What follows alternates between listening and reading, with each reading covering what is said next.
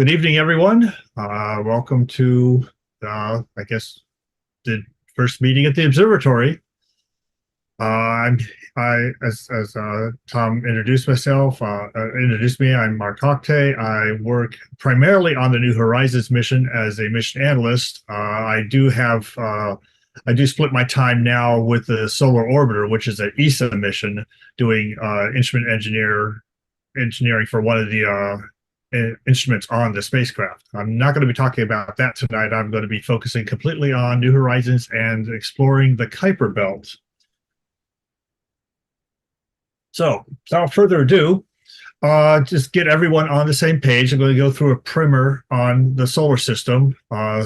Many of you probably already know most of this information, but there's probably a few people that might not. So I'm just going to go from the basics and work up from there. For questions, I'm not sure how you want to handle this time. We'll wait till the end, have people toss them in chat for who are online, and then gather them from there. Sounds great. All right, we'll do that. Great. So our solar system, it's a variety of objects in our solar system, from a giant plasma ball of hot energy to various worlds, rocky, gaseous, ice, and even smaller objects, or what would be considered debris by some. Of the over 3,800 other extra solar systems that we have discovered in our galaxy and studied for over 25 years, we have not yet found an analog to our solar system. So at this point in time, with the information we have, our solar system is unique in all the stars around us. Now, we can take our solar system and divide it into three basic planetary zones. Zone 1 would be the rocky worlds, or the inner solar system, and extends from the sun to the inner edge of the asteroid belt region. Zone 2 contains the gas giants, or the Jovians. It's a middle area, and it goes from the asteroid belt all the way out to the Kuiper belt. And Zone 3 is basically the Kuiper belt and beyond, though we don't really know where that's supposed to be. A lot more on that later. Anyway, the Kuiper belt is where our icy worlds are located. It originally it's granted the name Kuiper belt from Gerard Kuiper, who in the 1950s suggested that this was the origin for short period comets.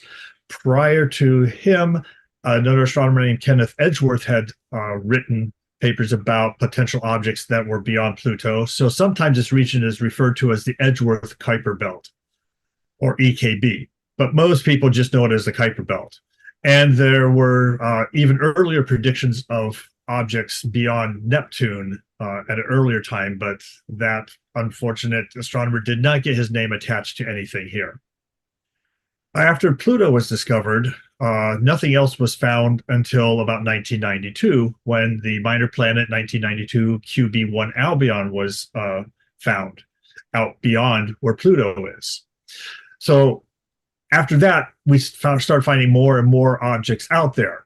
And astronomers started looking and saying, there's a definite pattern to objects out there. So there appears to be another asteroid belt, but we don't know what it's actually made of. Is it made of rock? Is it made of ices, or what?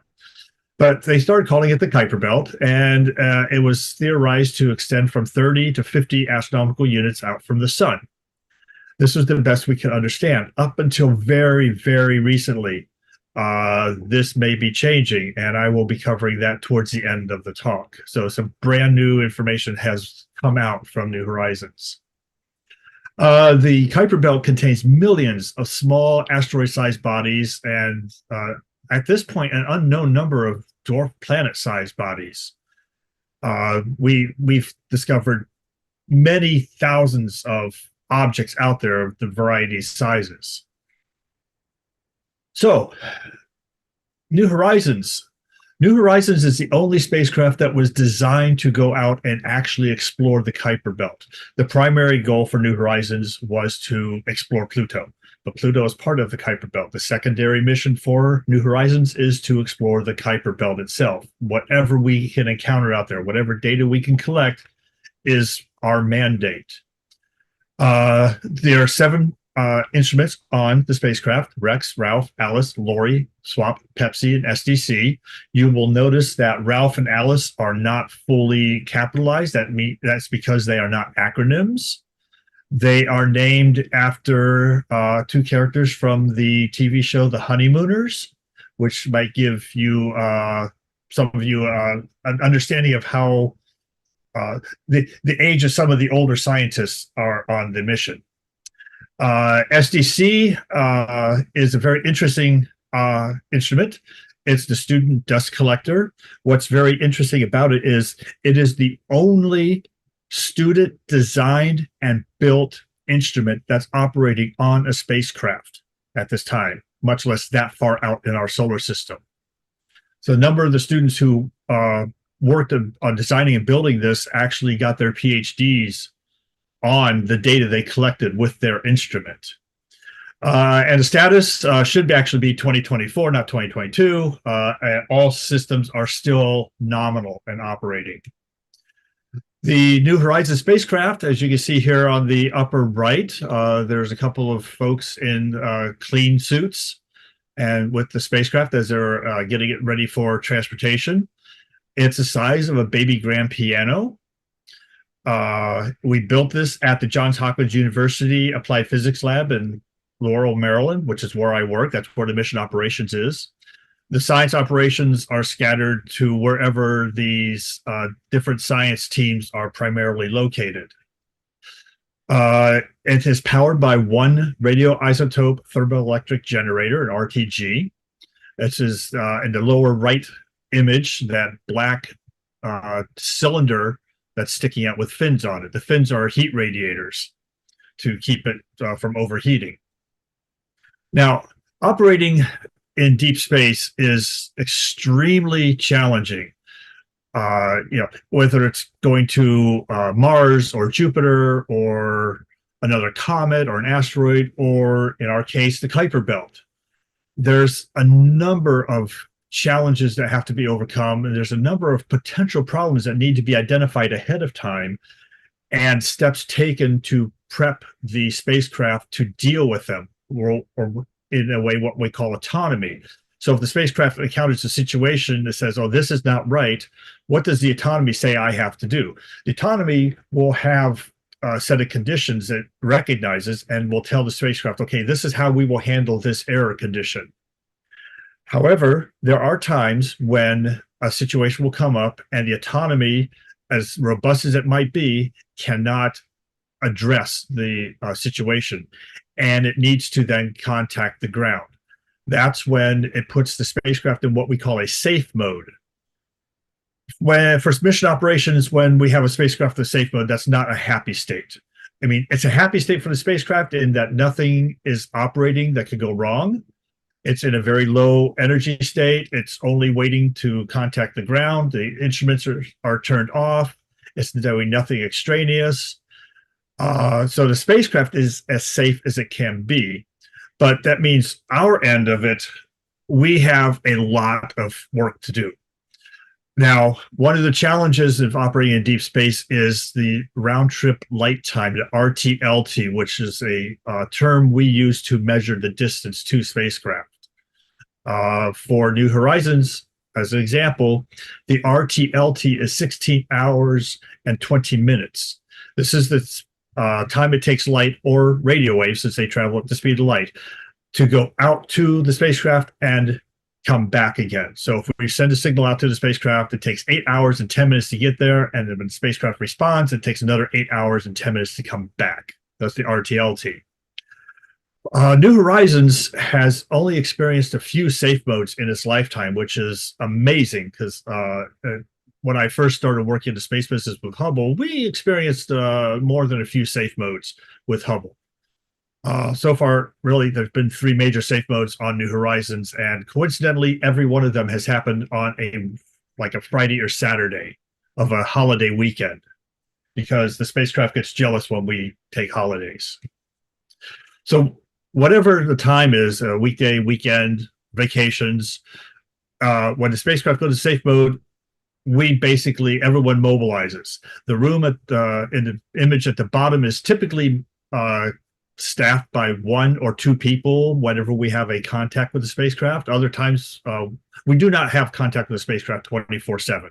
We have specific times that we've arranged with the Deep Space Network, or the DSN, to be able to have communication with the spacecraft. At that time, you'll have 1 or 2 people in this room. Otherwise, there's no one in there. We're in lights out operation.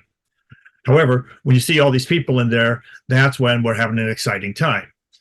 And everyone has to mobilize, drop whatever they're doing, and we turn our attentions to getting the spacecraft back into operation again. And everything is happening at the same time. Flight operations is working with the communication to and from the spacecraft with the DSN, the Deep Space Network.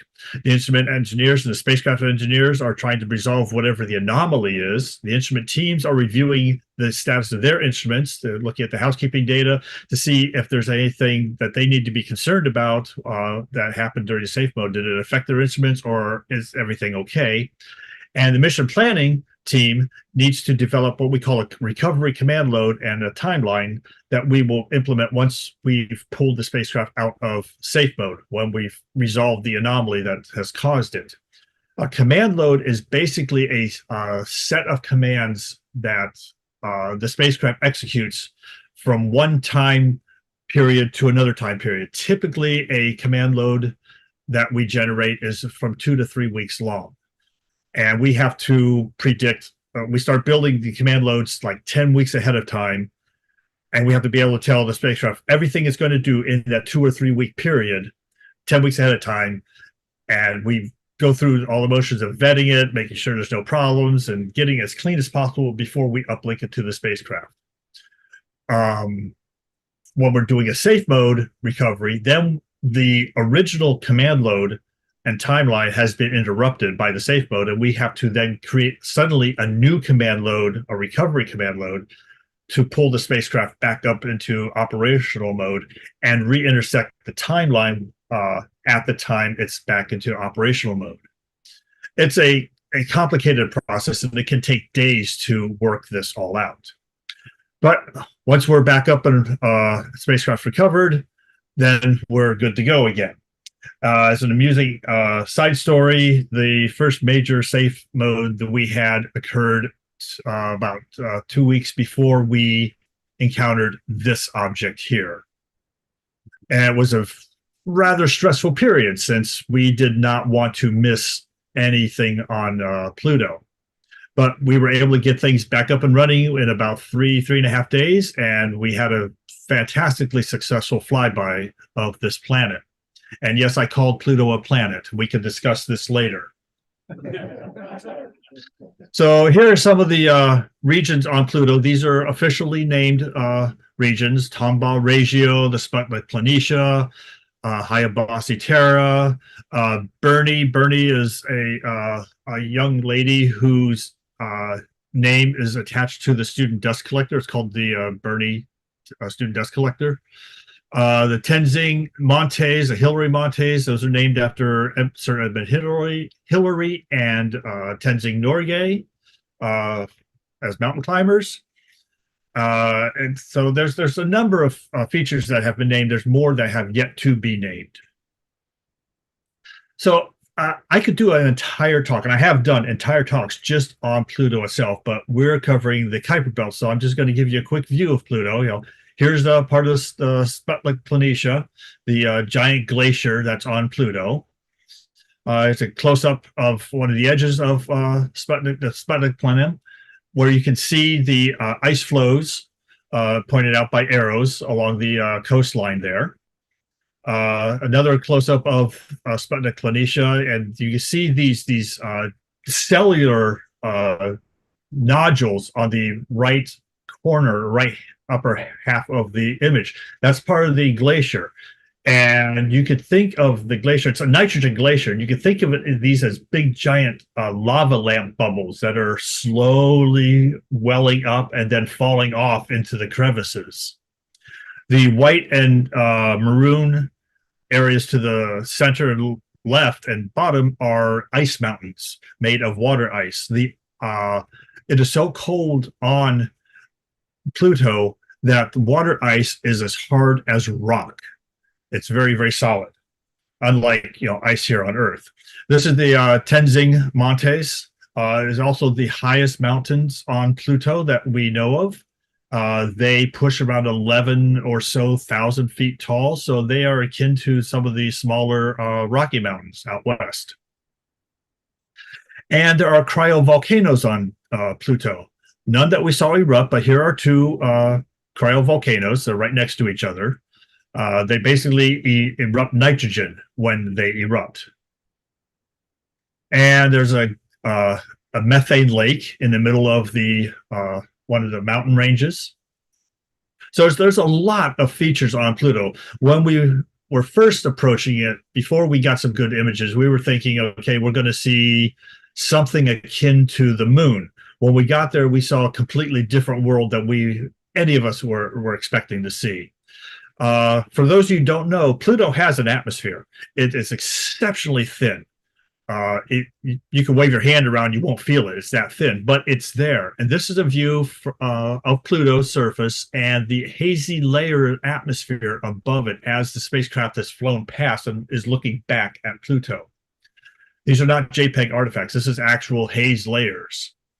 And we were able to measure the atmosphere height and density because we had planned to fly the spacecraft behind Pluto and behind Charon.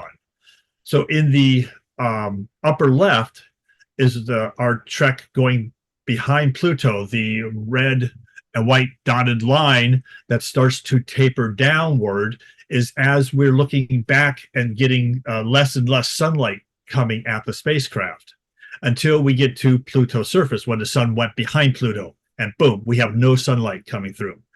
And then as soon as the sun rose again on the other side of Pluto, bam, we started getting light again, and it quickly but gradually became brighter and brighter until we had full sun and no atmosphere. We did the same thing with Charon. As we approached it, we had full sun, full sun, full sun, and then it went behind Charon. We had no sun, and then it came back, and we had full sun again. There's no atmosphere on Charon, definitively. So 1988, Pluto reaches perihelion, the closest point to the sun in its orbit. And by 2015, it was receiving 20% less energy from the sun than it was in 1988. So the atmosphere that had welled up at that time is beginning to settle out. Between 2018 and 2019, Earth-based observations suggested that the atmosphere was quickly going down, but we had enough to detect decreasing since the flyby in 2015 of New Horizons.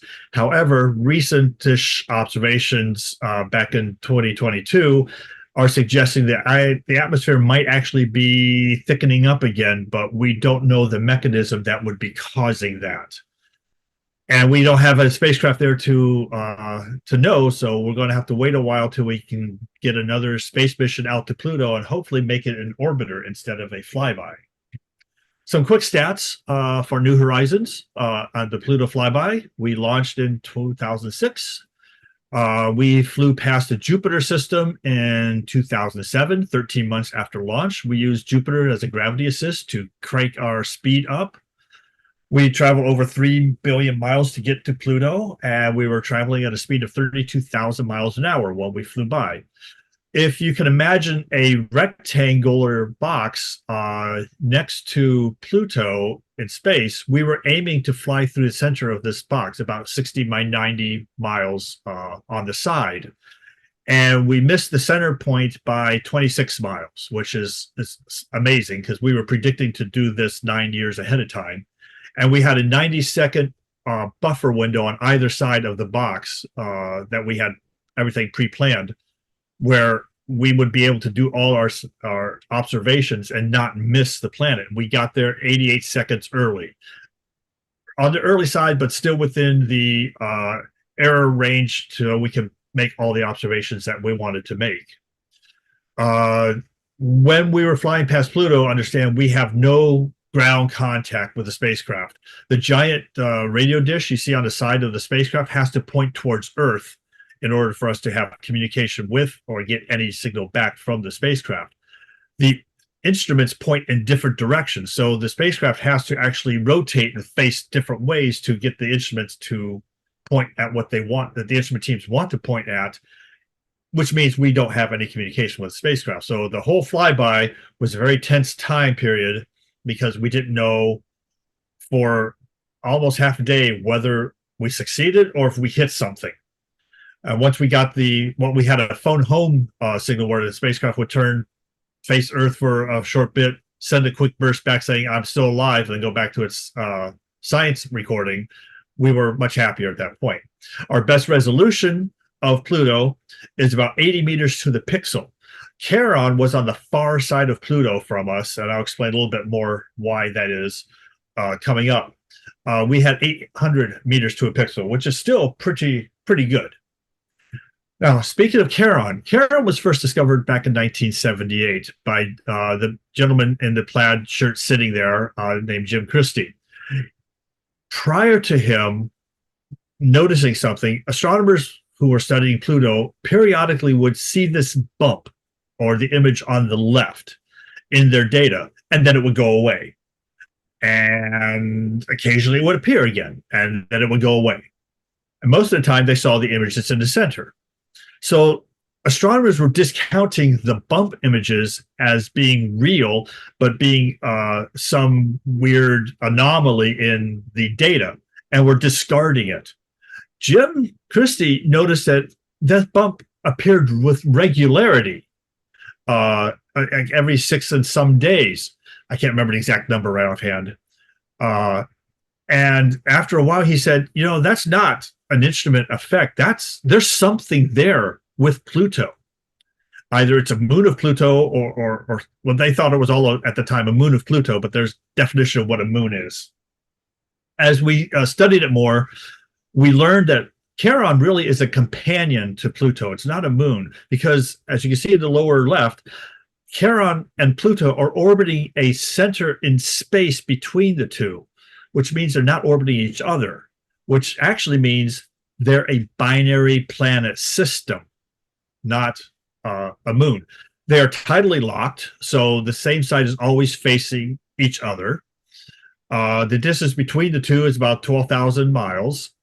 And Charon, while being half the size and eighth of the mass of Pluto, is still large enough to form a round shape. Pluto is about the size of Australia, as you can see there. And superimposed on the United States, you can see how big Pluto is and how big Charon is. So this is our best image of Charon. There's no glaciers on here. There's some red tholins at the top. There's a ridge line that seems to bisect the center of the planet from lower left to center right. There's craters scattered around. Zooming in towards just right of center, you can see there's these giant canyon-like areas. And if you look even closer, you can see there's slumps off of the canyon walls where there have been avalanches in some distant past. So there used to be activity on Charon, but now it's a very quiet world. Pluto, on the other hand, is a very active and dynamic environment. Now, Pluto does have legit moons. In fact, 4 of them: Styx, Nix, Kerberos, and Hydra. Nix and Hydra are the largest ones, and they were discovered. When were they discovered? I can't remember when they were discovered. But they were discovered as we were going out, and we were thinking, okay, we're going to plan to observe these 2 moons. And as New Horizons was going out, the ground-based astronomers were doing more studies, and then they discovered 2 more moons, Styx and Kerberos, and were like, well, how many moons does Pluto actually have? This became a concern for us because if we started discovering even more objects around Pluto, we might have to adjust the flyby so we were further away from Pluto to not risk hitting anything. Fortunately, we discovered nothing further. And these are the best images we got of these moons. They were not originally envisioned to be observed when we launched. We had to reconfigure our observation plan. The best image of Styx, it's a 9-kilometer little object. is up in the upper right corner. Hydra and Nix are larger, so we got better observations of those. We also took some spectral observations comparing Charon, Hydra, and Nix to pure water ice. As you can see, the spectra from Nix very, very much mirrors the spectra of pure water ice, which tells you Nix is a fairly uncontaminated object full of water ice. Hydra is pretty close to being pure water ice, but there's some other contaminants in there. And Charon is also actually pretty good at being composed of a lot of water ice, but it's also composed of a lot of other object or contaminants, not water. So that was a quick blow through of the Pluto system. After that, we continued into the Kuiper Belt, making long-range observations of other Kuiper Belt objects that we could see, primarily because we would see these objects at a different phase angle than you would from Earth. So we could do comparison studies of the different objects. In the meantime, we were looking ahead to see if there was anything else we might be able to fly past. Everything here are objects in yellow that we studied on the way out. And 2014 MU69 was discovered. It was one of several objects we discovered from the ground that we had the potential of being able to fly past, but we could only do one of them. And after much discussion of the three objects, it was decided to do MU69 as our next flyby target. So we reconfigured our mode of operations into a new flyby mode. So it was discovered with Hubble in 2014. Its apparent magnitude is 27, positive 27, which is very near the limit of what Hubble can detect. It took 24 Hubble orbits over a period of a couple weeks to try and get an orbital refinery on this object, but it was still a very, very shaky orbit ephemeris. Even stacking 50 Hubble images together, it's a blurry dot. I did not show you a comparison of Hubble images of Pluto versus our New Horizons images. I had to drop something out, because there's so much other stuff in here to cover. But Hubble doesn't see Pluto very clearly because Pluto's a very, very small object. What Hubble excels at are grandiose things like nebulosity and star clusters and galaxies. Those are the things you use Hubble for. For small, tiny objects, you need best is to send a spacecraft out. Originally, this was nicknamed Ultima Thule, but later it was officially named Arakoth, which is the word for sky or cloud in Powhatan language. These are indigenous people that lived in the Tidewater region of Maryland and Virginia.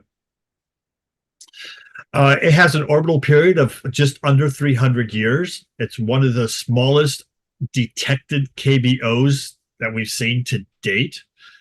It has a very low orbital inclination and eccentricity, so it's unlikely that it has ever seen any significant perturbation since it formed. It's very likely that this is, we were thinking that this was a primordial remnant from when our solar system was first forming. Spectral observations as we were closing in suggested that it would be reddish in color. Additional Hubble observations were performed to help refine the approach. And we also then did a series of occultation studies. For those who are unfamiliar, an occultation is when an object passes in front of a background object, like an asteroid passing in front of a star.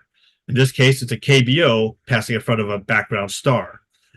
When you have that, if you know the path of the object you want to study, you try to set up an array of telescopes or observation stations perpendicular to where the ground track path would be. And then you wait and take measurements to see, one, how long the object will occult the star or block it out, and two, where at on that path does it happen.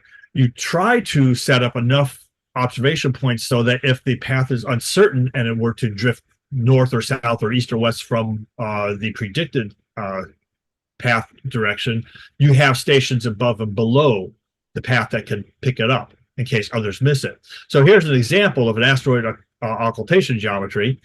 Asteroid passing in front of a distant star, the array of observers on Earth or watching the shadow of the asteroid pass in front of the star. And then you can take all the chords of what everyone recorded and put together a actual profile, visual, an outline profile of what that asteroid shape looks like from that angle. So we did this with MU69 or Arrokoth. We did this on 4 different occasions. We attempted it on June 3rd, 2017, July 10th in 2017, July 17th in 2017, August 4th in 2018, and we had mixed results throughout. The July 10th one was a single observation using the SOFIA astronomy plane, which no longer flies. All the other events were ground-based setups. So the June 3rd attempt, we completely saw nothing happen.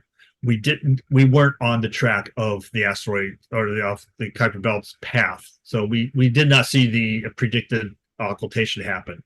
SOFIA got 1 hit, which is what you would expect with a 1 platform observation. But it did tell us that we had a better handle on the orbital ephemeris at that point. In July, a week later, from the ground, we got 5 hits, which gave us a shape model, which you can see on the far right. And in August, we got 3 hits. So we had a rough idea of a shape model. The lower left GIF image is the Arrokoth passing in front of the background star. The background star just basically vanishes for a moment. And when Arrokoth moves on, the star reappears. From this, we were able to estimate that this is no longer than 30 or 40 kilometers at best. Given the variability of light that we were detecting from it, we thought maybe this is a contact binary or it's a bilobal object. And each lobe would then be about 10 to 20 kilometers across. But we would learn when we got closer. So our closest approach was going to be on January 1st at 12:33 in the morning Eastern Standard Time. Our RTLT, or round trip light time for signal, was going to be 12 hours, 16 minutes. Our flyby velocity is still 32,000 miles an hour. There's not enough friction out there to slow us down at this point. We're just sailing out. And it's so fast that you could travel from New York to Los Angeles in 5 minutes at that velocity. Now, we were going to be passing closer to Arrokoth than we did Pluto. The image on the left is our best resolution example of Long Island area from what Pluto, what we would have saw at Pluto with New Horizons, and on the right, what we expected to see with Pluto with New Horizons of Arrokoth. So this is our trajectory.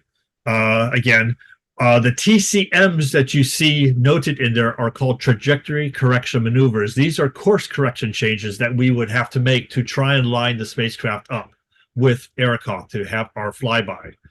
Our navigation team is absolutely incredible at doing this sort of thing. And we were able to nail the flyby quite closely.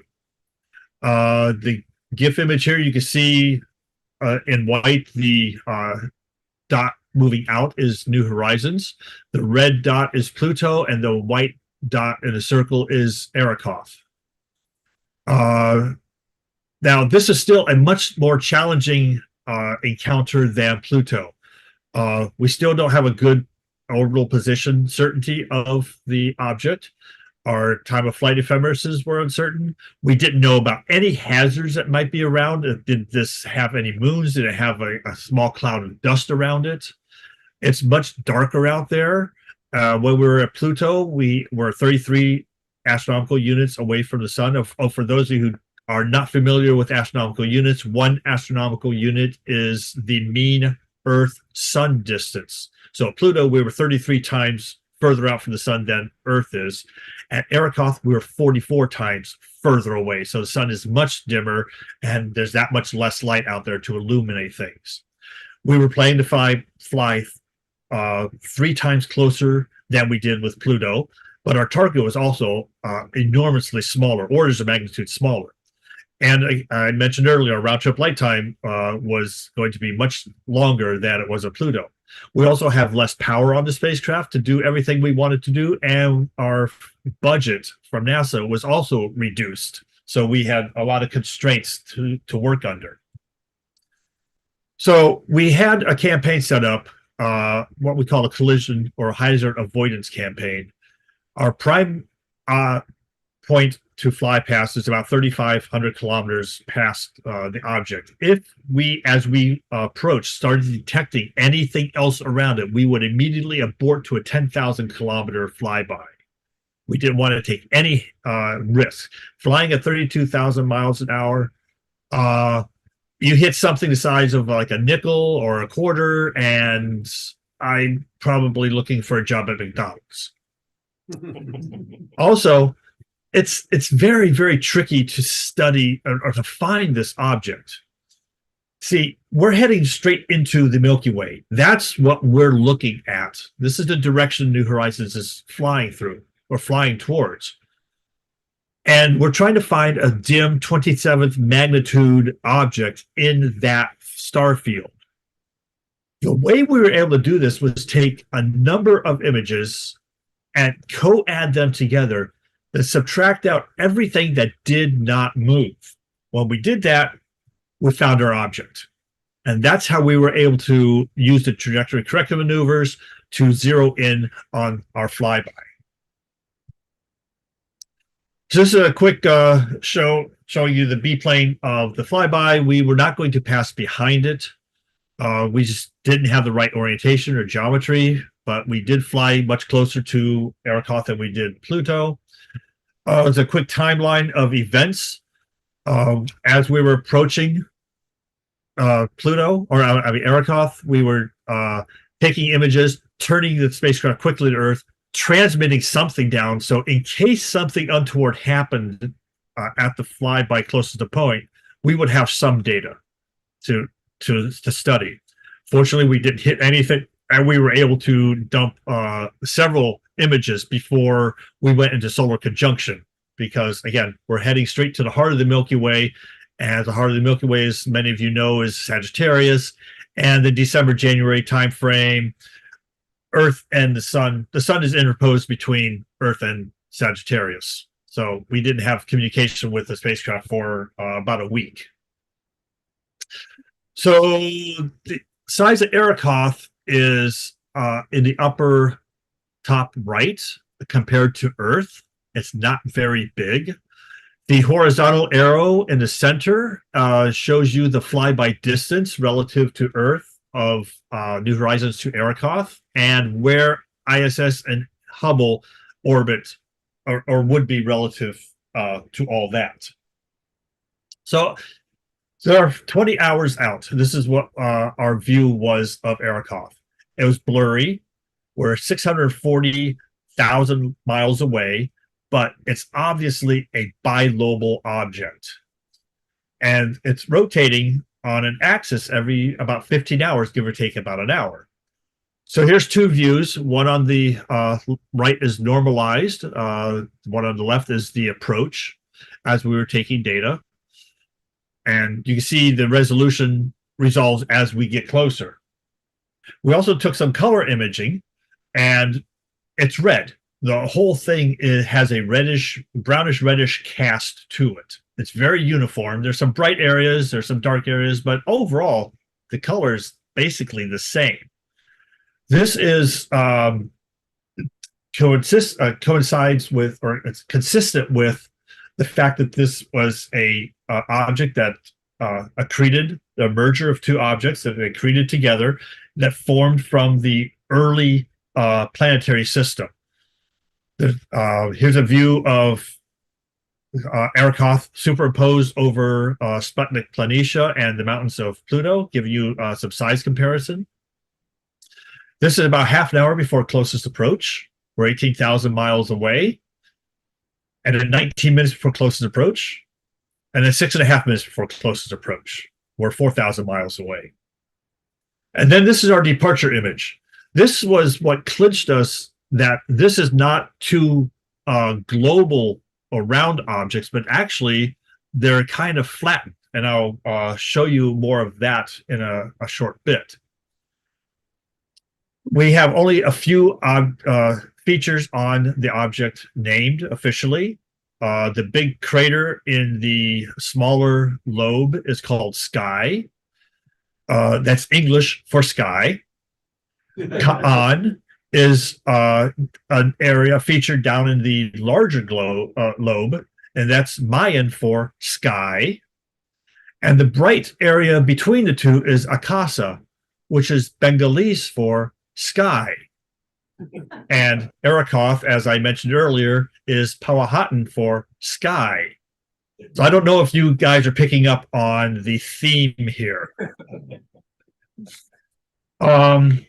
It has actually a fairly complex geology. There's bright areas, there's dark areas, there's rough materials, there's rolling topography, there's all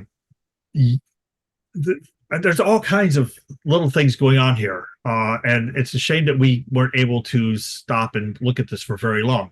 The sun angle didn't allow for us to see a lot of cratering on the bright main sections of the surface, but you can see near the edge at the top, there's craters on Arikoth, but they're all small craters. Remember, this thing is no more than 30 kilometers across, so they're small craters, not very big. So the old view, the original view we had of Arikoth was two spherish shapes that had basically merged together. Once we did the flyby, we saw the back view, we understood that the large lobe was more like a flattened pancake, and the other lobe was basically a squashed walnut that had merged together. And this is how it happened.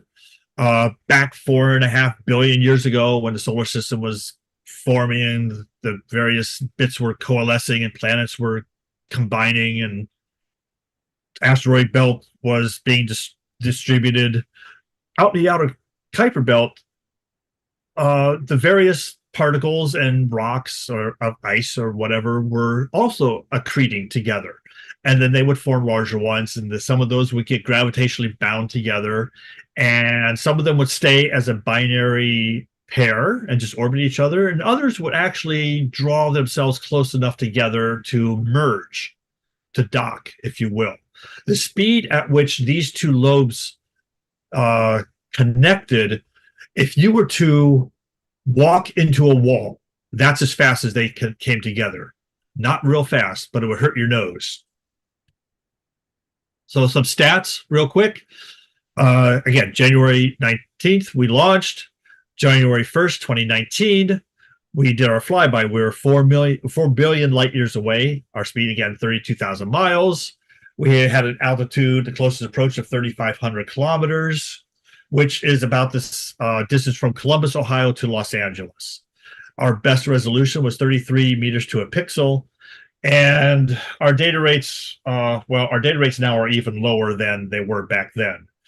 For those members in the audience who remember 200 baud modems, that's fast compared to what we now deal with on downlinking the data. It took over 1.5 years to downlink the Arikoth data. It just goes so slow. Again, this is a reddish object. It's what we call one of the cold classical KBOs, which means it's unperturbed or uncontaminated from when it was first formed. It has a rotation period of about 15 to 16 hours. If it rotated any faster, they actually would fly apart. The craters that I mentioned are very small, nothing more than 1 kilometer across. And that suggests that the only impacts it experienced from other objects was very early in its history, and not much since then. Moving on, we don't have any other flyby objects at this point, but there's other science we can do out in the deep solar system. One of those is doing parallax studies. And we did a parallax study using Proxima Centauri and Wolf 359. You see, out there in the deep solar system, we have a different sky than we do here on Earth. The stars are slightly shifted, they're slightly different. When we do parallax studies here on Earth, we use Earth's orbit as the baseline, which is about 2 astronomical units from one end to the other end. And the nearby stars we can see shift against the background. This is a very accurate technique using geometry to figure out how far a star is. And it works very well out to about 100 parsecs. After that, it starts to fall off. New Horizons at this point was over 40 astronomical units away from the sun, which means we had an enormous baseline with which to work. So we coincided observations on Earth and at New Horizons of both Proxima Centauri and Wolf 359. And we had to time them slightly different due to the relative time differential where New Horizons is relative to Earth, how far away it is. And this is the target field for Wolf 359. The dot in the center is Wolf 359. It's the 8th nearest star to Earth, the 7.86 light years away. It's a red dwarf, not very bright. And for those trekkers out there, you'll recognize this as the star system that the Borg and the Federation had their little disagreement in. Proxima Centauri is a slightly richer star field. It's a red dwarf star, 4.2 light years away, and its magnitude is 12.95, so much dimmer. So here is Wolf 359, Earth view, New Horizons view, blinking back and forth. And here is Proxima Centauri. Being closer, it has a much larger jump between the two. So if you have 3D glasses, and I'm sure I didn't tell Tom to have you guys bring 3D glasses, you could see a 3D view of the stars here in this field. But since you're recording this, Tom, people can play this back later and get their 3D glasses out to get their little... Yeah. For those of you who are familiar with Brian May, he's the guitarist for Queen. He's, if you didn't know, he's also an astrophysicist, and he is part of the New Horizons team. He did imaging studies of Pluto, doing basically 3D imaging studies, and he developed this OWL stereo viewer. So you can look at images of features on Pluto in 3D, and on Charon, and of Arrokoth, and of these stars. So moving on from that, we are now in our second extended mission. Our primary mission was to go to Pluto. Our first extended mission took us to Arrokoth. And now our second extended mission is exploring the Kuiper Belt. And remember, we at that point believed the Kuiper Belt to be 30 to 50 astronomical units thick. One of the things we were studying were close binaries, or contact binaries, or bilobal objects like Arrokoth. In the bottom right are actual binary objects where they're actually going around each other and not actual physical contact. Now, we're not flying past anything close. The outer Kuiper Belt objects are far away from Earth to be able to resolve. We're much closer with New Horizons, so we have a much better resolution. We have different viewing angles, so we can look at these very small binary objects, which we call tight twins. The separation of the two masses, or two objects, is upwards of 100 miles or so, and not much more. So we use the LORRI camera on New Horizons. That's a telescope. to do the studies. It's a 6 or 8 inch telescope, if I remember correctly. We would take very long images. We'd take hundreds of these images. We'd have to crop them down so we could be able to transmit them down to Earth. And it still took weeks to transmit these images. We would co-add them together, and then we would get these bright objects in the left of the 2-3 panes at the top. If we applied a one-body model to the objects and did a subtraction, we still saw, as you can see in the 2 middle panes, there's some glow, which suggests there's actually more than one body there. And if we apply the 2-body problem to each of those objects, the glow disappears, which says they are actual binary objects. This is how we can detect and see them. Just for comparison, their JY31 is on the left in a big pane of images. OS 393 is in the middle, and a nearby comparison star, which we use to sanity check the single body and 2-body problem subtractions, is on the right. Additionally, we're also studying how dark space is. From orbit here, from Earth, you know how light polluted it can get to study the space. We have atmosphere, we have sky glow, we have general light pollution from man-made objects. In orbit, we get out of the atmosphere, we get away from cities and other general light pollution, but we still have light pollution from the interplanetary dust that is reflected off from the sun. This is known as zodiacal light. So that actually plays a role in observations done by Hubble and JWST. So being interplanetary based, we are much, much further out. We're away from the inner solar system. We're away from the inner dust region. So we could study, we have a better chance of studying how dark it is out there. And it's 10 times darker out where we are than it is from Hubble. But we can still see light.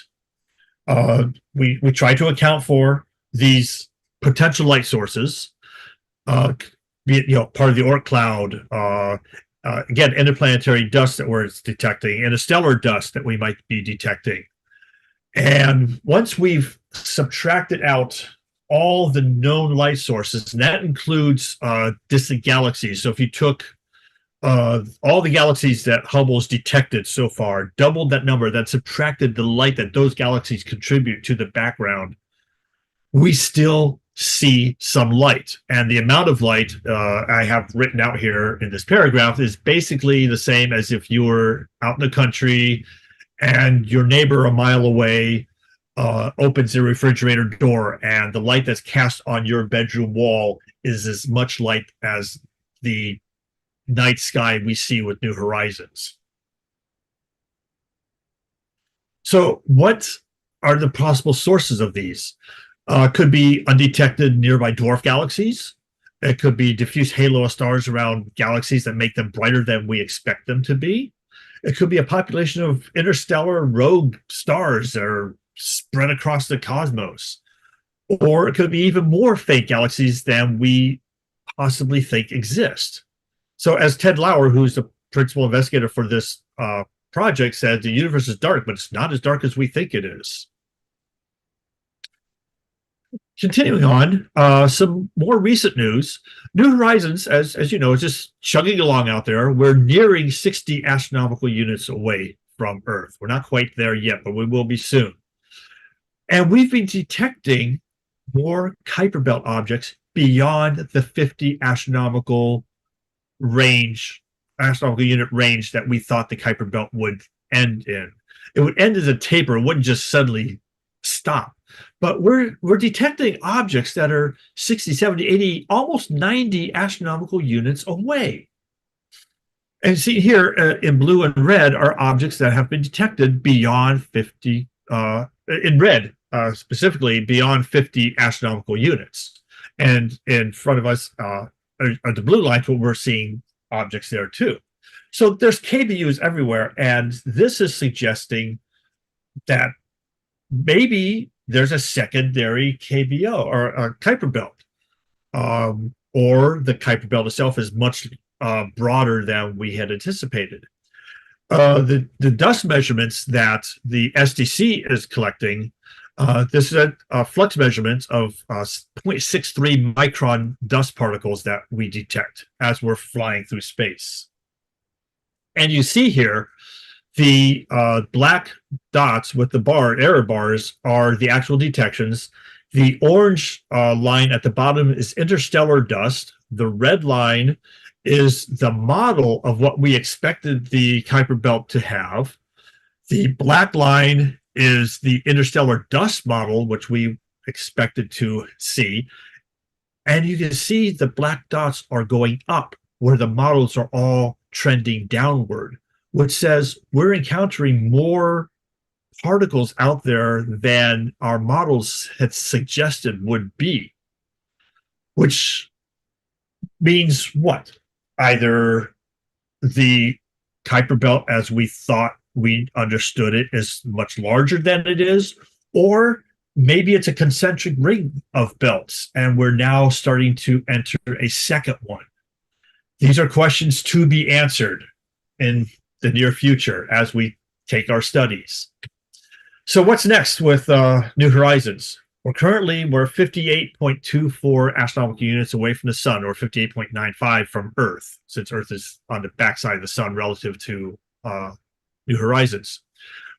Again, I hope I've driven home that we're uniquely placed as a mission to study the Kuiper belt in ways that have never been able to be done before.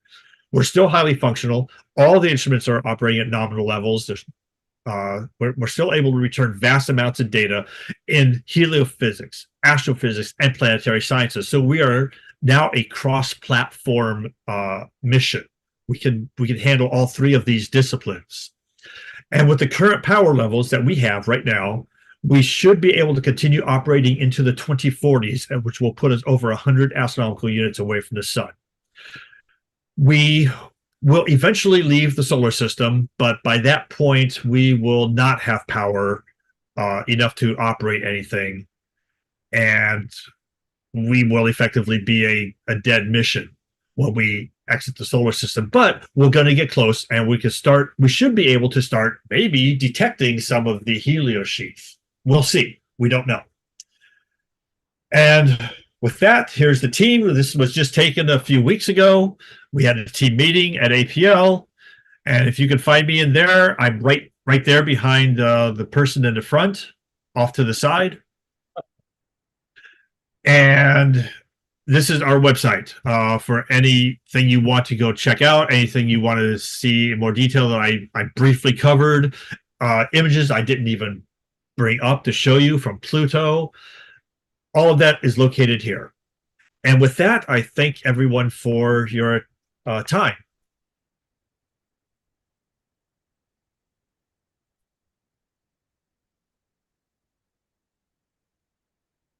Thank you very much, Mark. It was pretty exciting. There's a lot of really cool things that is going on. So anybody have any questions for Mark? Yeah. Wonder about the great big fishing antenna on the horizon. Is it about 6 foot? And how much power is it transmitting? Like, Did you catch that, Mark? I heard someone talking, but that's the best I got. So the big dish on New Horizons, Yes. It's about, how big is it? It's about the size of a baby grand piano in diameter. Okay, how much power is it transmitting? That I don't know, but not a lot. Not a lot. Any other questions? Yeah. All right, the Pluto the planet conversation. You threw yourself into it, Mark. What about it? Your point of view. My point of view? Yeah. My point of view is to first ask the questioner to define the word planet, and then we can have a discussion. If you guys want me to come back, I could do a talk on what is a planet. 100%, that'd be fun. Any other questions? I think I saw something pop up on Zoom here a second, but yeah, back here. Yeah, I was wondering if you could see something like the Gegenschein from the New Horizons? Can you see the Gegenschein from the New Horizons? I don't believe so. Not from the angle we're at. Yeah. Yeah, go ahead. You talked a little bit about the safe mode incidents where the spacecraft went into a reduced power state. Is there a typical cause? If I remember correctly, the first one before the Pluto encounter was due to one of the instruments crossing like the path of the sun due to like a positioning error. If I remember right, the book I read correctly. What about the others? Okay, so I heard that question. You're talking about safe mode and your understanding of what happened to the first safe mode right before we encountered Pluto. Actually, your understanding is incorrect of what happened. The safe mode occurred because we overloaded the computer on the spacecraft and it couldn't multitask as well as we had thought it might be doing. We were downloading data, and at the same time, we were uplinking the next command load. And the computer was like, there's too much going on here. I can't deal with this. I don't know what to do. So I'm just going to go into safe mode. I'm just going to shut down and the backup computer is going to take over.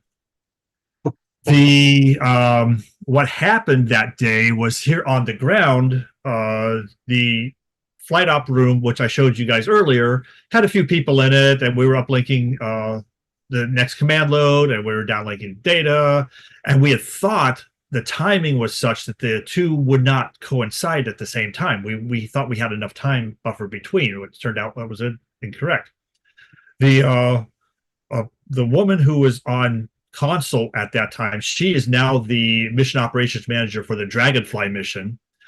She was monitoring the data coming in from the telescope and the health and safety telemetry, and then she saw it gray out. Now this will happen. We'll periodically we'll drop the transmission for a few seconds, and then we'll get it back again. That just happens. And she saw the screens, all the numbers on the screen go gray. And so, okay, well, it'll come back green. And she continued on with what she was working on, and she noticed that it was still gray. And at this point, 10 or 15 seconds had gone by, and that's far longer than it should be gray. And after 30 seconds, that was it. It was an emergency. She then started making phone calls to our New Horizons mission operations manager and other spacecraft engineers. I was in Western Maryland, and I was in a cell phone dead zone. I had no idea this was going on. This is a Saturday, a 4th of July weekend. I came back that evening, and suddenly I got a text from one of the instrument scientists asking me if I was going to be going into the Mission Operations Center that evening. And I was like, it's Saturday. Why would I be going in? I have nothing to do in there. And I texted her back to ask her why, and I never heard from her. So after about 10 minutes, I logged in, and I saw my email had exploded with all these calls for people to come in. Here's the meeting. Here's what we're going to discuss. Okay, here's what we've resolved. Here's the next meeting, and so on and so forth. I missed all this because I was out of cell contact. So I contacted the Mission Ops Center and said, hey, do you guys need me to come in? And they said, no, we need you to stand by. In case we need you, just stay home the rest of the weekend, which is what I did, and they never needed me. Sounds entertaining. Yeah, I don't remember what what caused the second hiccup, or I don't remember actually what the third hiccup caused. I was too embroiled at that point. I was at work when it happened. And it happened on a Friday of Memorial Weekend, and we were all talking about what we were going to do that weekend.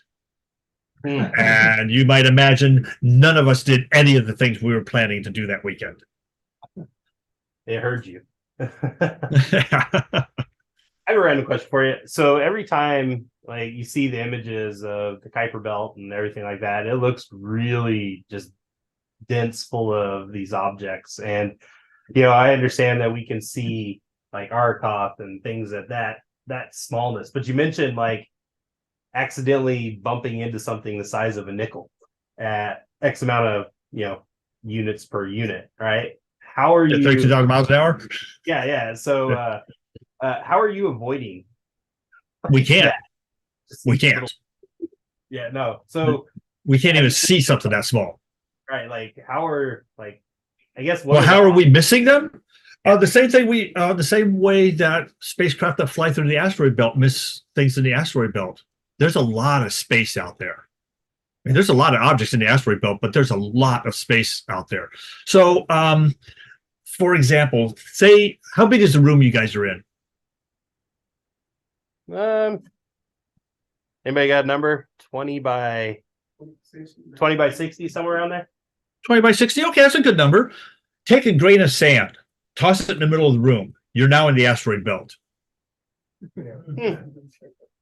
That works. Two grains of sand, oh, you're in a dense part of the asteroid belt. So that's basically what we're flying through. We're flying through a lot of space, and there's just debris littered around, but there's vast distances between all the objects. Gotcha. Are there any other planned missions out that way? No. No. And this is a big lament.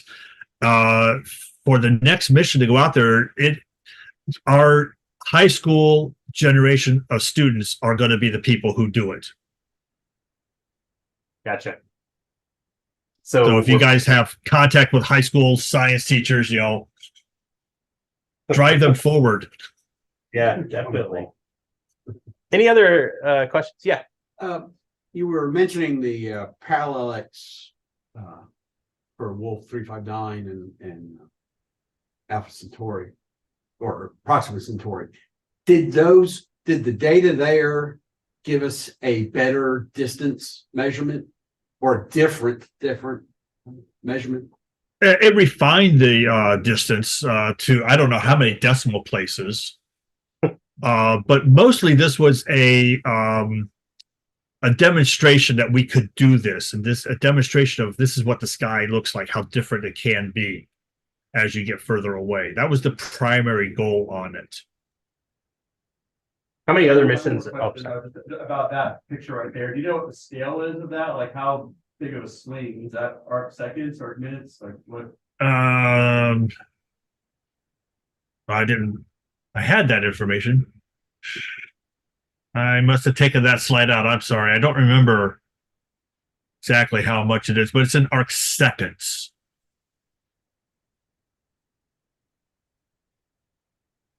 Yeah. Are there any other views set up like that? Like, this is proof of concept. Are there any other that they're going to start looking at? Not that I've heard of. Gotcha.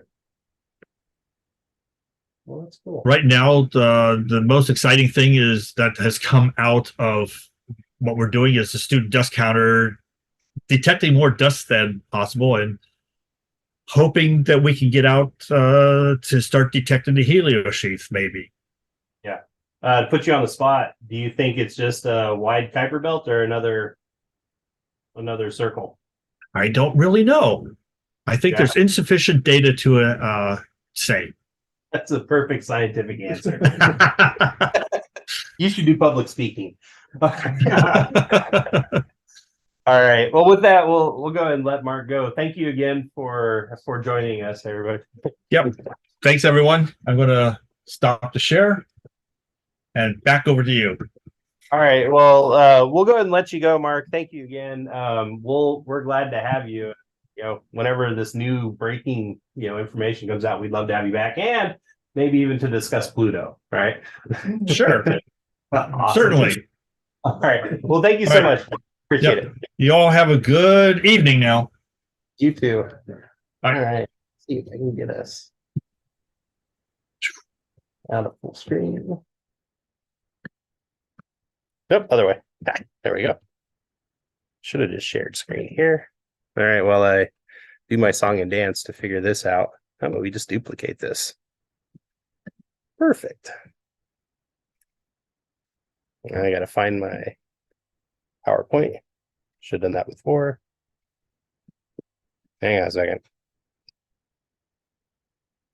I'm just used to teach mode, so now I have to rely on my presenter tools to find everything. Is that Yosemite? I don't know. I'll have to look here in a second. I'm gonna find my PowerPoint. Just a second. Took a lot of food coloring. Yeah. It's amazing how that works. Stop doing They did a lot of things in the 60s.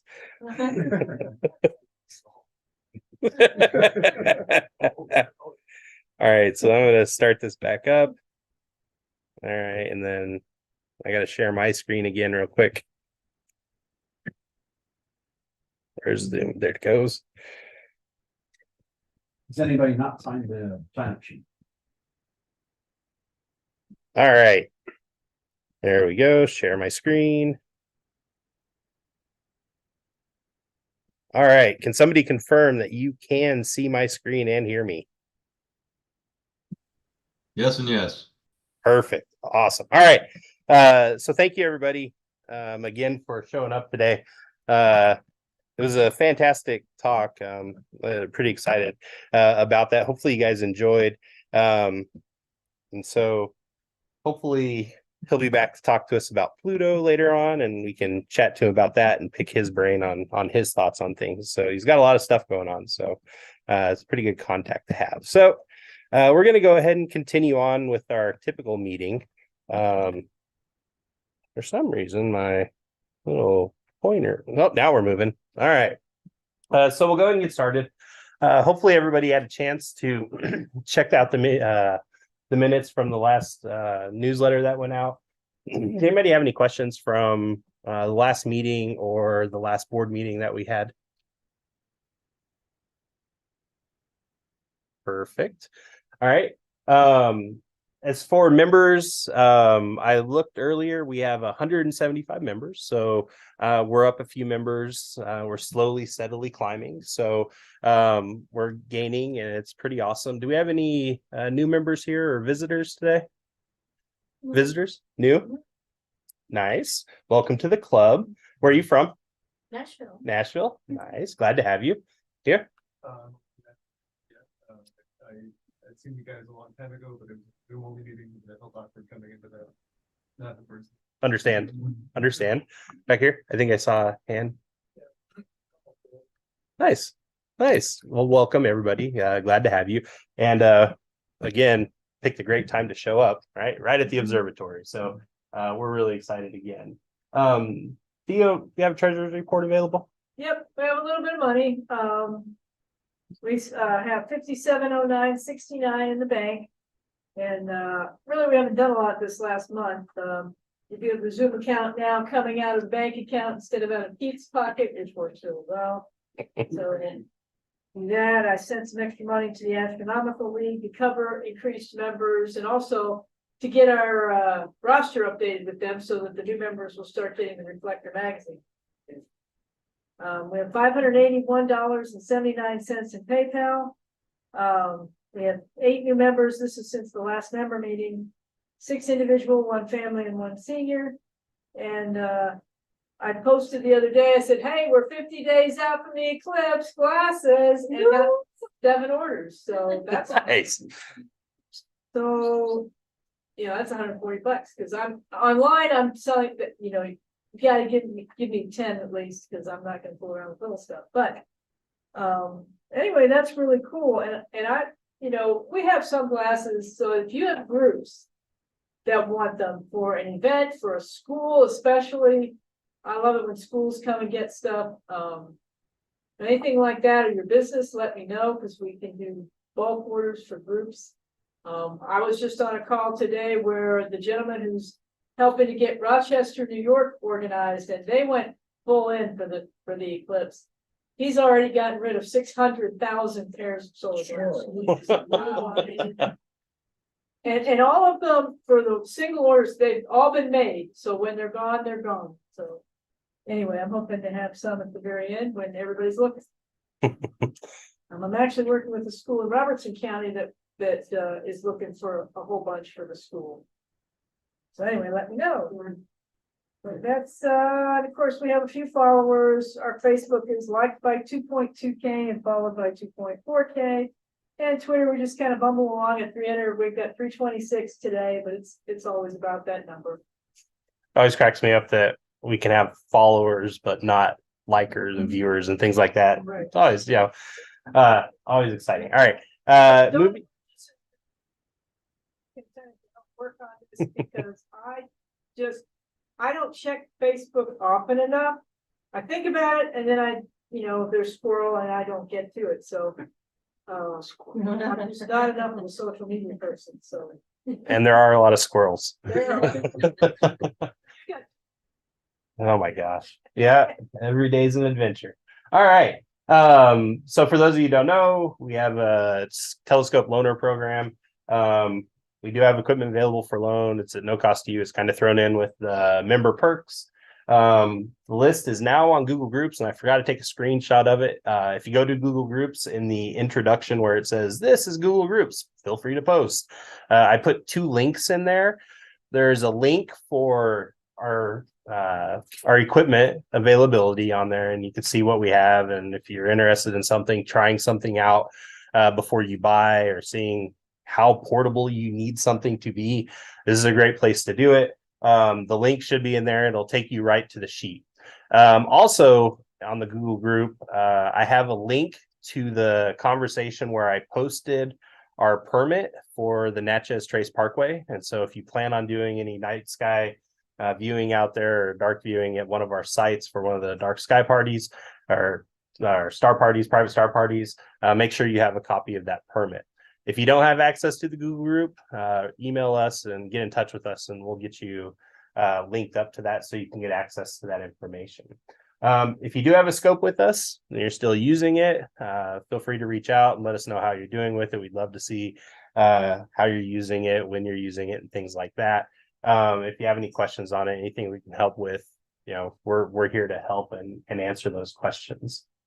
Upcoming things, I just wanted to throw out there. Obviously, new meeting venue. So if this is your first time here and you're on Zoom and you try and show up at our previous site next month, we're not there. We're at the observatory. I wanted to throw this up here so people can start putting it on their calendars as soon as possible. The June meeting, we're actually bumped out to the 4th Wednesday of the month because of the Juneteenth holiday.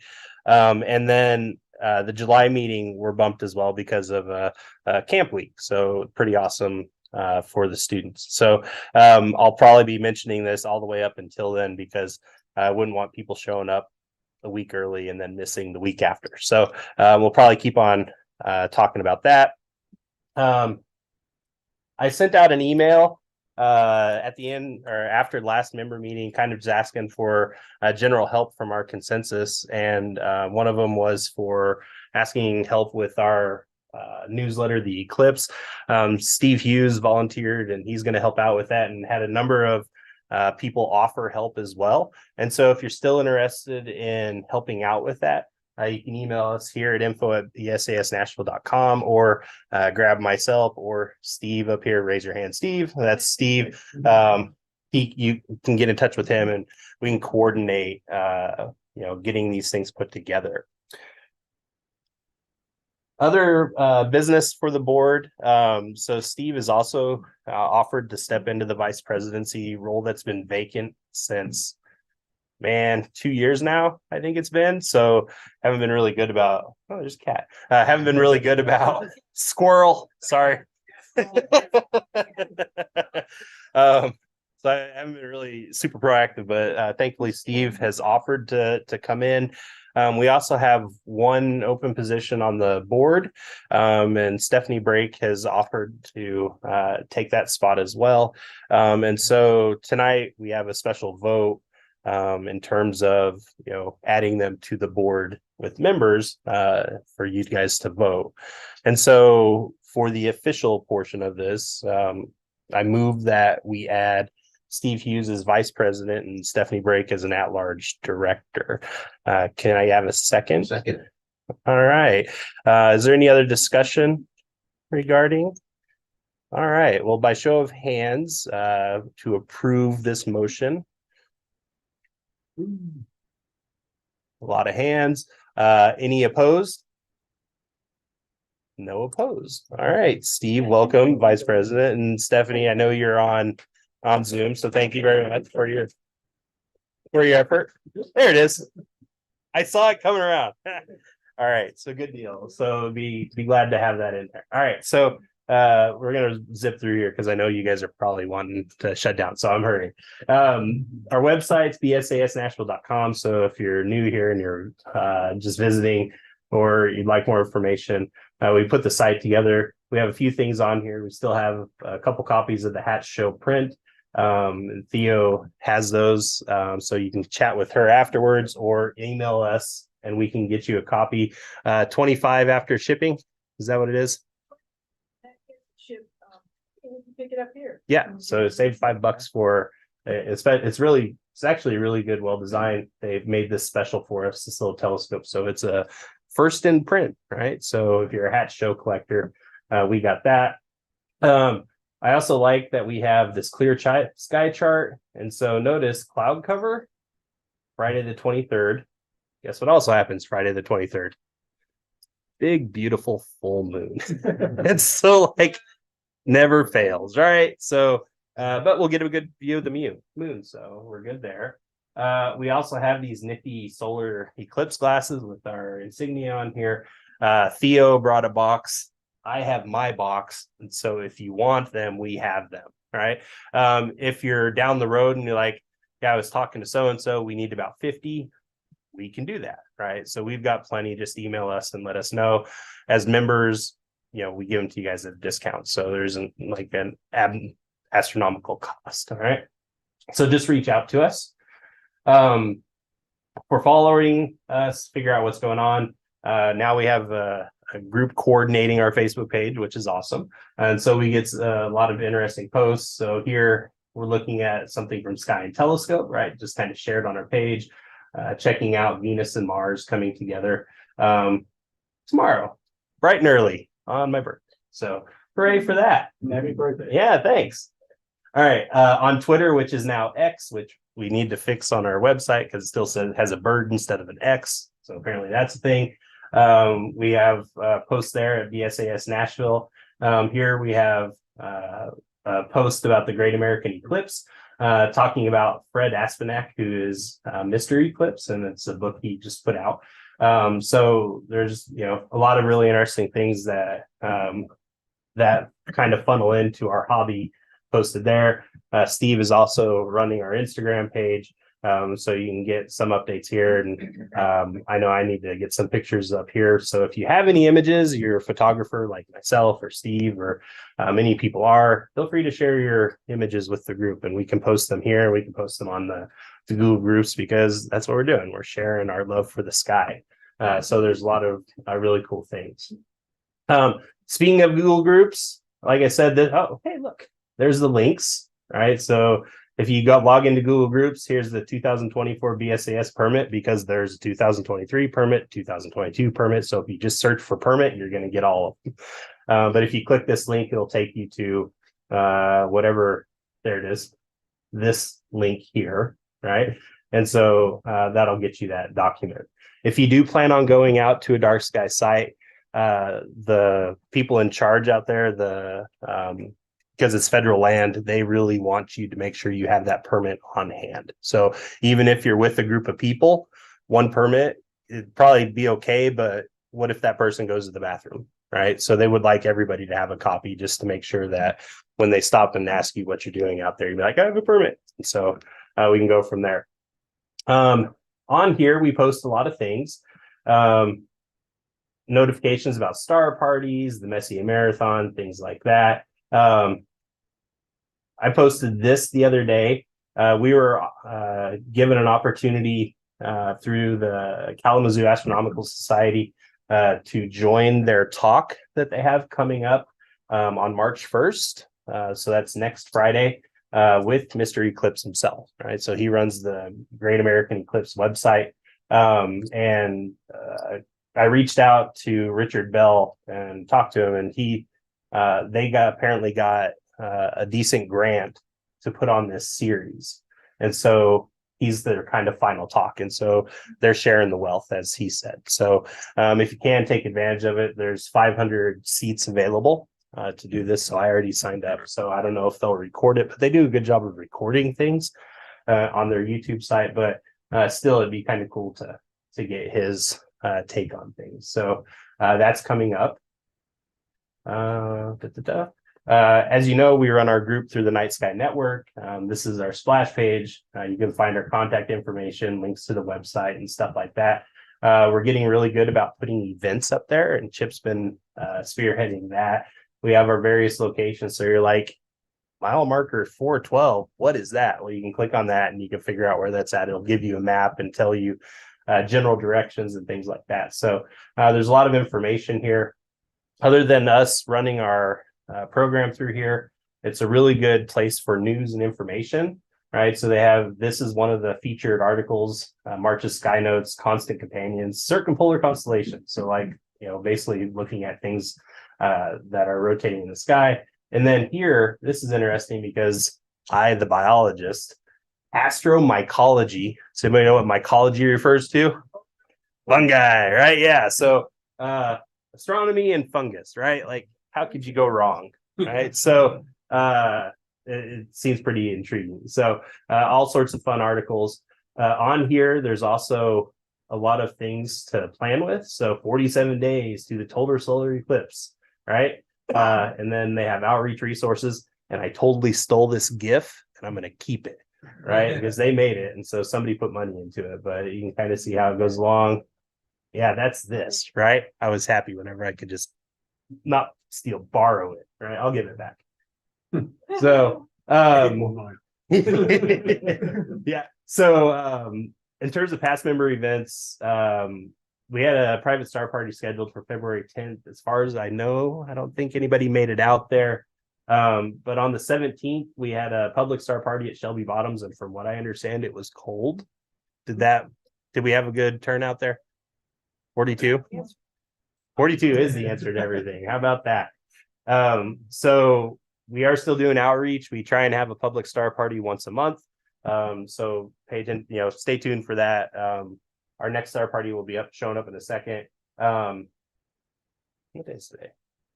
21st? Yeah. So this is us today. Hooray! We made the pass. All right. So upcoming March 9th, we have a private star party scheduled, and we'll talk about the potential for a Messier Marathon here in a second.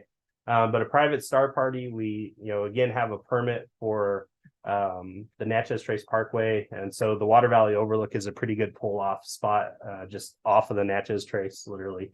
It's a little bit of a ways out, but it's our darkest site that we have access to off the trace. And so it's pretty good whenever you can get out there. Our next public star party is out at Bell's Bend the day before St. Patrick's Day. Notice that our sunsets are starting to change, right? So that means it's getting a little darker a little later. So our star party dates are going to start shifting a little bit too. So if you're planning on those things, take that into account. The other thing I wanted to point out, one of my coworkers, Dr. Steve Murphy, is running this MTSF science fair.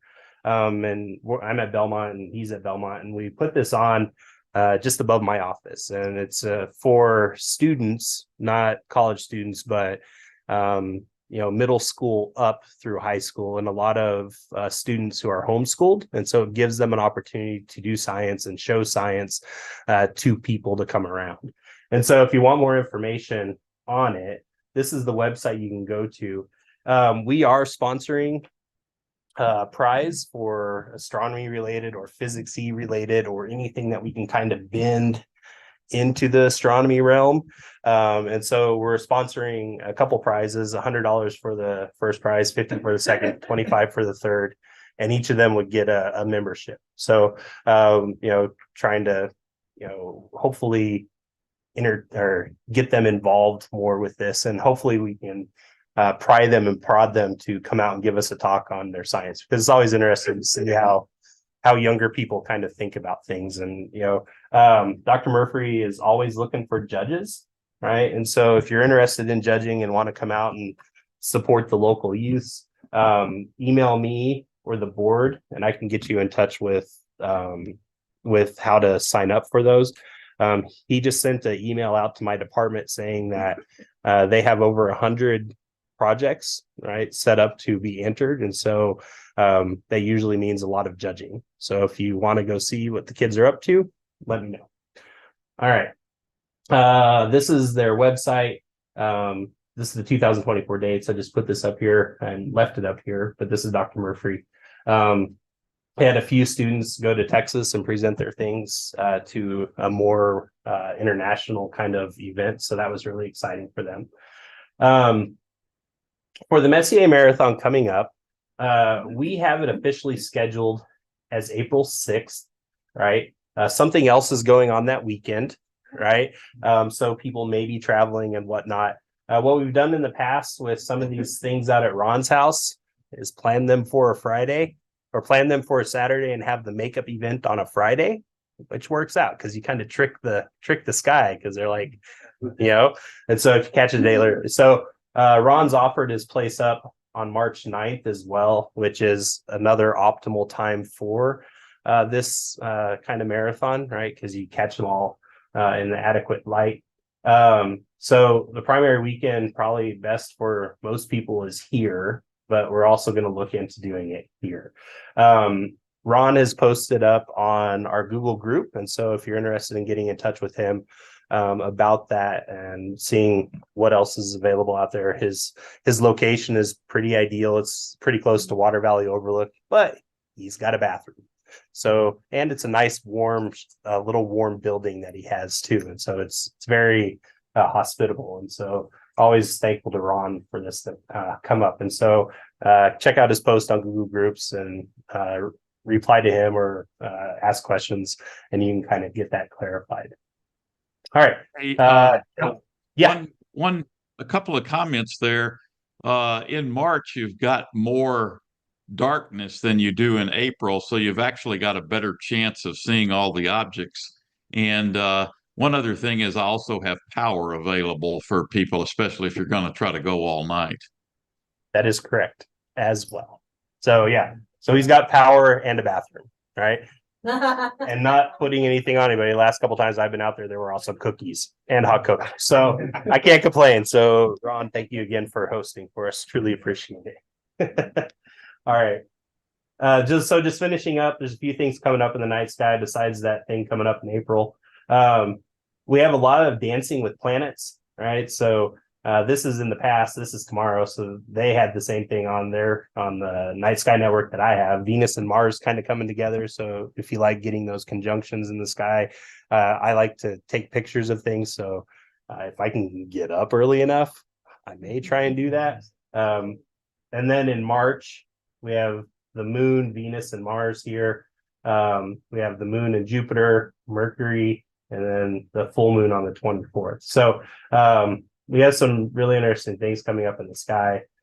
This is kind of what that Venus and Mars conjunction would look like, right? Field of view about 22 degrees. So they're going to be pretty close together. So always cool to see that. And this is at 5:30 in the morning our time. So again, if you're an early riser, might be for you.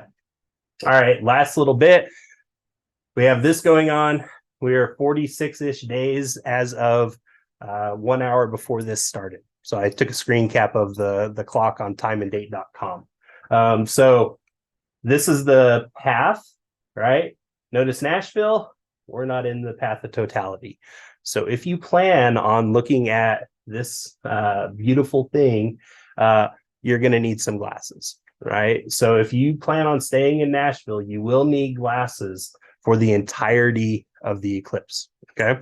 The only way you take these off is if you're in the path and the moon's in the way, right? And that's the only time it's actually, recommended to take those off because it dims it enough where our eyes can handle it.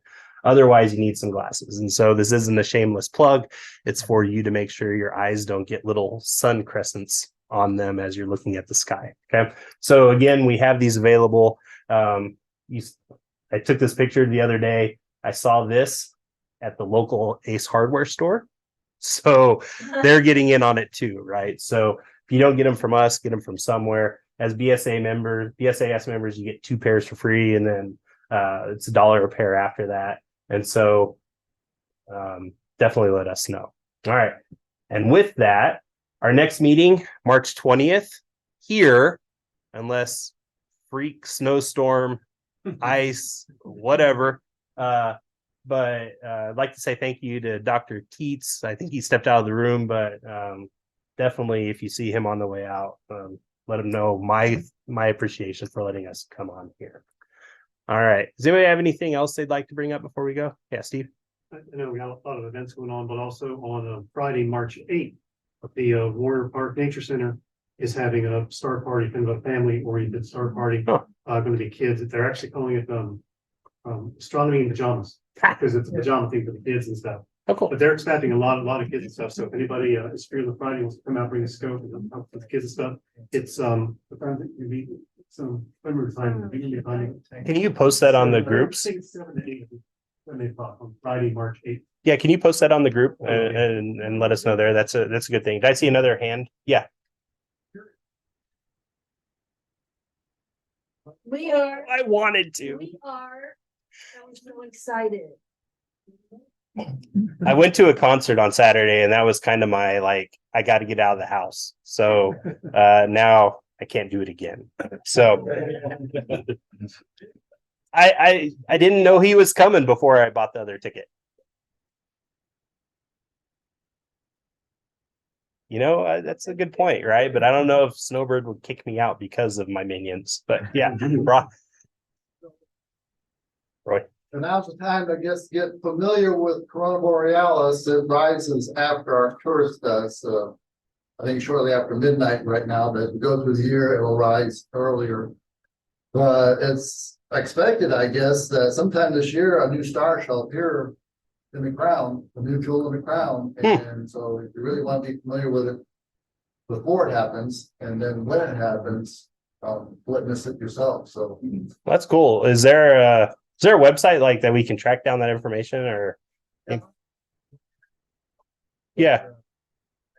a magazine article where the brightness of this particular star is dipping, which is associated with the onset of the nova. And it's they say there's only 10 stars that they know of there of this geometry or whatever, and this one I guess last blew up, I don't know, was it 50 or over 50 years ago? So I get the feeling like if you want to see something like this, you better get this one and not pass on and wait for the next one. Gotcha. Are we talking bright enough to get a sunburn kind of thing?